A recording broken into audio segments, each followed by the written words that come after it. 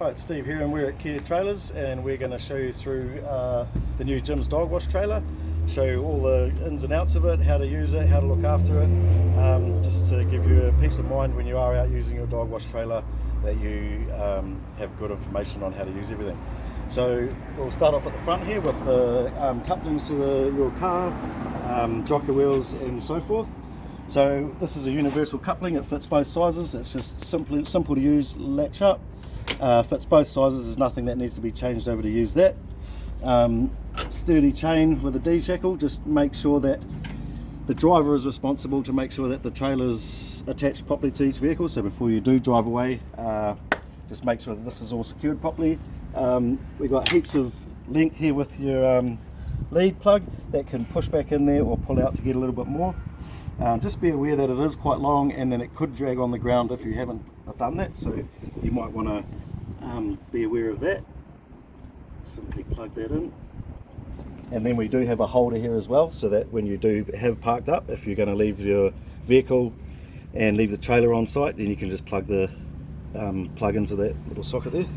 And then our Kia Trailers jockey wheel, when you sit it, when you're driving away, make sure that you have the jockey wheel in the up position. If you have it in the down position like that, then you do have the tendency that if you're going over curbs or judder bars, that could hit and could wear your jockey wheel out. Simply fold that down and it's self-explanatory, winds up. And then we also have, when we go down, we have a simple locking mechanism that locks into the tyre, which is a brake. So when you do unhook your vehicle, you simply push your brake down and that will stop the trailer from disappearing off on you. We also have in the back of the trailer, which we'll show you in a second, we have a stabilizer leg that you drop down. There's different pins, different heights, so if you are on uneven ground you can set the different heights of it, and then you simply wind the jockey wheel up, which puts the back leg down and then stabilizes your trailer so you can climb in without risk of it tipping up. And now as we start moving down the trailer, nice mag wheels, just keep an eye on the tyre pressure, 40 psi, just like your standard, keep an eye on them every couple of months or so, just like your servicing or anything to do with your vehicle. This is the outside area for your gas heater, so you will keep in mind that will get hot when you are using the trailer, not overly hot, so it is safe.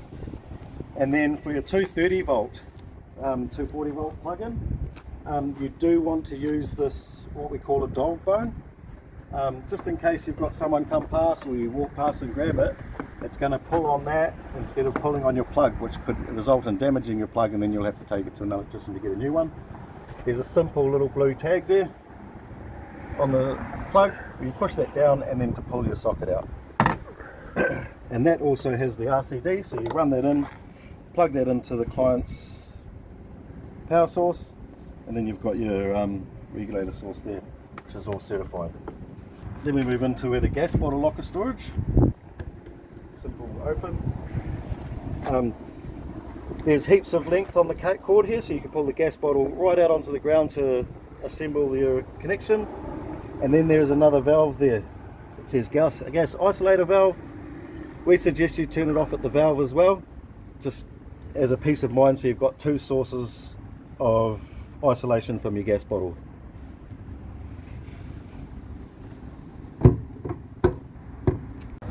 So moving down this side of the trailer, so the trailer is built with fiberglass and gel coat, so good marine gel coat, nice bright red, Jim's bright red. One thing we do suggest is using something similar to this. This is available from Burns Co. It's a simple wipe on, wipe off polish and wax, and it'll keep your trailer looking good and protect the gel coat. Otherwise it's susceptible, especially with our ozone layer, to fading and stuff, so that's a good little tip there. And then we come through to here, we've got a little locker to where the battery is, battery and the battery charger. So the battery charger comes on automatically when you plug into your 240, and then your battery's in there. There is another connection that you can use that battery charger to charge other batteries if you want it as well, but that's not necessary to use your dog trailer. Now with our water fillers, we have a simple water filler here that you can just plug a garden hoses that you might not have a connection with a garden hose or a fire hose or something. It's simple to fill up your water from there. we have the pressure water filler. So if you're at the client's house and you're washing the dog, you can plug the hose in there, turn the hose on, and then you can be inside the trailer and using the valve inside to regulate the refilling of your tanks. And then we have this one, the bottom water pump purge. So when pumps get air locks in them, they burn out. So what you need to do is, it's hard for them to pick up the water again. If you do run the pump dry of water, you need to come around and plug your hose into there and run the water in to then get water circulated through your water pump. So from your water tank, when you've got your water filler, you could be filling your water tanks up from outside, and then the breather for the water tanks to let the air out as you're filling it up has a simple overflow here, so you'll be able to tell as your tank gets full. You'll see the water will just start trickling out these two hoses here, which means that your tank will be full. They also have this mesh grate here, which is the drain out of your bath.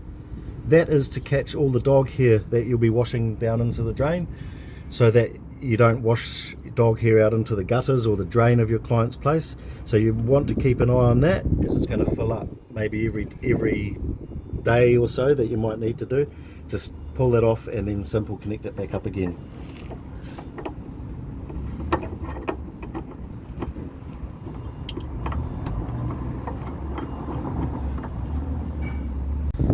Now moving to the back, we've got a top fold up door. Simple fold up like an awning door, which has to come down last or come up first. You can't open the side door without that top door being up. It simply folds down and then magnets open in place. It also has a latch so that if you are inside, you can be opening your door from the inside. And then, as you can see, what we talked about earlier when we were talking about the jockey wheel, we do have the stabilizer leg. So that's got a simple platform underneath the trailer. Simply pull the pin out, drop the leg down, put the pin in at your desired height, and wind the jockey wheel up. That will give you full stabilization of your trailer, so you can get in and out of the trailer without it tipping up on you. Right, now stepping inside the trailer, we'll take you a look through all the ins and outs of in here. So we've got two nice storage lockers in here. Simple cutout at the top for your handles, all your bits and pieces up top here. Also in this locker for the 12 volt, we have 12 volt socket and your USB chargers in there. That's simple. For your 12 volt circuits, to turn those on, we do have the battery up front, which you've seen earlier. When we have the main 12 volt switch here to turn that on. So now you have all your 12 volt systems on, and then you've got your 4 switches for your 12 volt, your DC outlets for the chargers, cabin lights which are turned on, your hot water pump and your hot water heater. So to turn your hot water heater on, that's on, and then you turn your hot water pump on, you can hear that now going. Right, moving on from the 12 volt, when you've plugged in at your client's premises, then you can use your 240. There's all the circuit breakers for the 240 up there, air conditioning, power, and your main switch. So the mains just turns all the 240 on and off. Obviously the power is for all your power switches, which is there, all these ones here, extras you might need. There is also the 2 switches down underneath the bath, which you don't need to worry about on a day-to-day basis. One is for the water pump and one is for the battery charger, but that's not a day-to-day thing. And then you've got your air conditioning in it, which will turn that on, and then you have your simple to use air conditioning remote.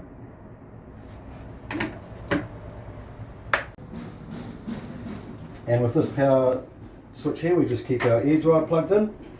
That's simple to use. We have a stretchy, this has heaps of length there. There's a few other knickknacks in the cupboards for that. And then we also, it's off the ground enough to be able to get to your filters, so you can easily change those out when they get blocked.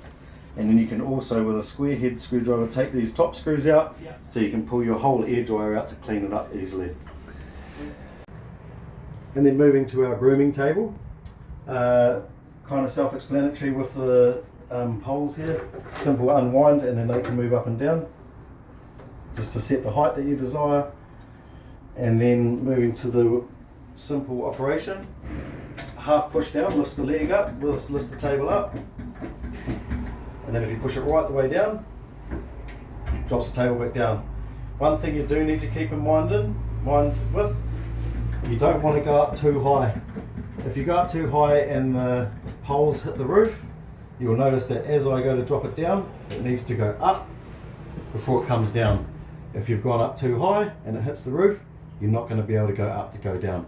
So I'd be thinking maybe stop from 50 mils down or a hand width down from the roof. Just safety precaution with that one. And then moving up to the bath here, this is all gel coated bath. All the walls inside the trailer are sturdy fiberglass linings, so it's easy to wash down, easy to scrub down.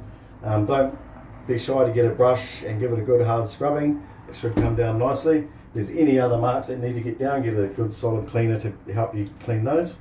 The windows, you just need to make sure that the latches are open before you try and wind the windows open, otherwise you could damage them. And a simple wind open, and they open pretty simply. And now the bath. Simple pins to drop your tables down. Pull that up. Drop the right hand one down first, and then the left hand one will simply land on top of that to help brace that one up as well. Both identical either side. Lock it up, it goes up against the rubber stopper. Put your pin in to hold them up nice and solid. You'll notice in the bottom of the bath we've got the drain grate. That just simply pops out. It's just got some locating brackets in there to locate it in place. Which there you'll see the two drains. The bottom drain is the simple drain like you'd have in your house. Just drains straight out, which when you seen earlier, which had that little mesh grate underneath to catch the dog hair. This is the same grate on the side vent as well, which I'll talk about later when we get to the recirculating. So those are your two drains from the centre bath. Right, now this is the valve from the two drains that we just talked about. Clean flow is just mean you've got your clean water coming from out of your tank to use going through your hose, and recirculate, which will recirculate the water, so that as you're washing your dog you keep recirculating your water around. Therefore you're not using all the water in your tank. You might be somewhere where you're not plugged into a water connection, so then you can recirculate the water around to wash the dog, and then just flick it back to clean flow when you want to do the final rinse. We also have the gate valve, which drops when you need to have the gate valve in when you're using recirculate, so that the water then doesn't drain out overboard. To simply open that valve, just pull out like that, and then you can flick it to clean flow, and then it'll just circulate out overboard. Moving up to here, we have a water heater valve, on and off for the water. So the water circulates through the water heater, goes into the tank, circulates the water in the tank, then comes back out and back into the water heater again. So essentially what you're doing is heating up the tank water. This is simply closes a valve so it stops the water circulating. The pump is on a pressure switch, so as soon as you open that up again and it gets pressure to pump back round, it'll keep going. And then above that we have our pretty simple controls for the water heater. Power on, temperature up and temperature down. Pretty self-explanatory, that one. And then over here we have the water pump. So you could be washing your dog using your water pump to turn the water on and off, or using the hose connection. Right, so while you're washing the dog, we've got a simple cord up here to keep the hose out of the way while you're using your dog wash. Nice little trigger there. And it plugs on and off. These are simple connections. If one of them breaks, you can get those from Bunnings. Water tank gauge, so that'll tell you how much water you've got left. And if you are plugged in, you could, while you're using your dog wash trailer at a client's premises, you could keep their hose plugged in, and then you can simply turn the water filler valve on and off. So you could be constantly just keeping an eye on your gauge. If that gets low, then you can keep filling it up by using this valve. And then we've got a simple, this is quite tight, this little latch, so we just give it a little bit of pressure to lean against it.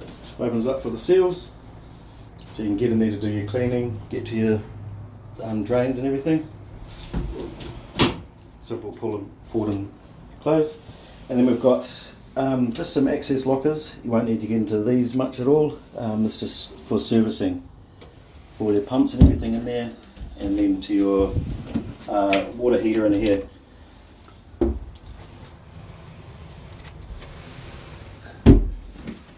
So a couple of things that you need to keep in mind is that you need to keep water in your water line to save the pump picking up air. Two things that you need to know with that is when you flick it to recirculate, which is going to be recirculating the water, you need to make sure that the bath or the drain of the bath is filled up above the gauge thing that we showed you earlier in there. Therefore it won't be sucking out any water, sucking up any air through your water line.